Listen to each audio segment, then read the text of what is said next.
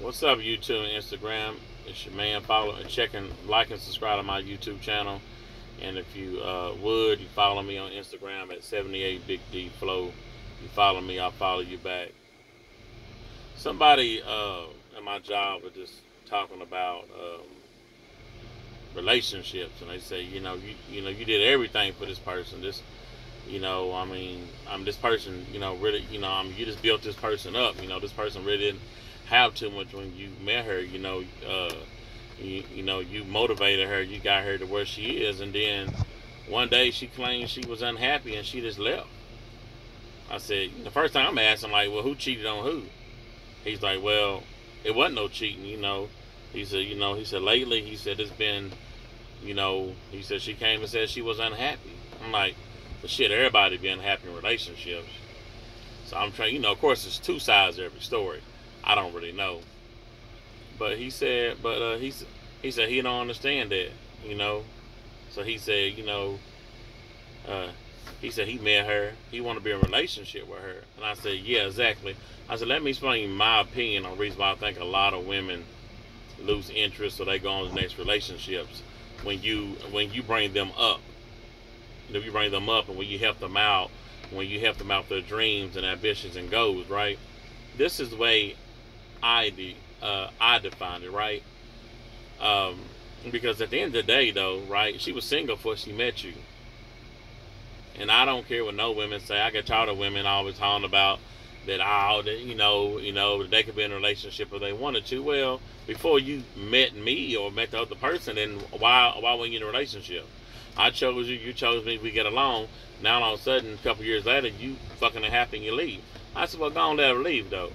But he still couldn't understand, though, why you do everything and she still says she's unhappy. And I tell you why. I said, picture a woman as a garden. An untamed garden. If you ever seen an untamed garden or a garden or whatever, it got weeds, it got lumps, it got moles run through it. The crops really can't, the crops grow, but they really can't grow to their full potential. So what happens in that process or whatever, right? You see this garden, you say, wow, I really like this garden. This garden looks all right. I can fix it up a little bit. I can help this garden grow. So what you do, you go in. That's meeting a woman, should I say, for all y'all can't follow along. You meet this woman and you begin to clean her garden out. You begin to pick the weeds out. That's the most hard part about it. And then you run the moles out, right? And then at the end of the winter time, you harvest all what's left, right? And then, then the next time it's time to plant the seed, right? What happens, you go by, you burn the field. For those who know how to, grow a garden, you burn the field or you till it up, right? Right? You make sure it's good because it's hard to maintain a garden. So you till it up, whatever, and you space everything out. You just don't have the corn and the tomatoes on one row. You do a row of corn, row of tomatoes, row of greens. That depends on what season it is. And you got your onions, you got your carrots, you got your watermelon. So you just even it out, right? You even all this out. This garden's looking good, looking great. So end of the year, garden's feeling good, looking totally different, smiling good. And guess what? Then you harvest all the stuff in one year, right? Everything's going good or whatever. And what happens in that garden, what happens usually in a relationship, right? When somebody see this garden was once looked like it had a bunch of weeds and stuff in it, and then all of a sudden, next thing you know, this garden is looking good, it's looking plentiful, it's happy, it's flourishing, and it's got growth, right? Now what happens? That garden looked good to everybody who saw this garden as just, in a relationship, should I go back, they saw this as something just to smash and pass.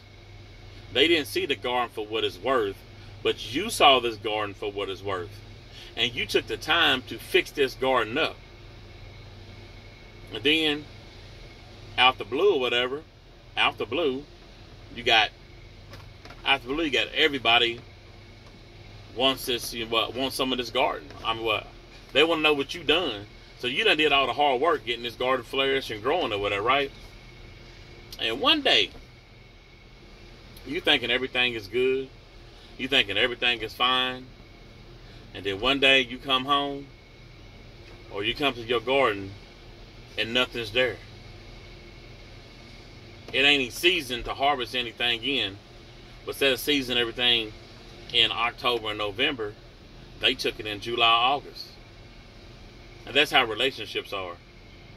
A lot of people see man or woman, they doing good, they flourishing, they happy, but they on, but they doing different things or whatever, right? Because the person took time for this garden, and then next thing you know, everybody wants a piece of it. And whether or not you look and see it's one or two bad seasons, or one or two bad months where it rains too much or whatever, or anything in this garden or whatever.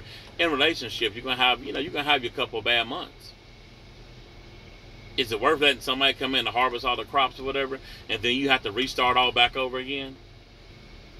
See, people seen this garden at its best, but you never saw this garden at its best. You saw what it was worth, and you took a chance on harvesting it. But don't worry about it, y'all.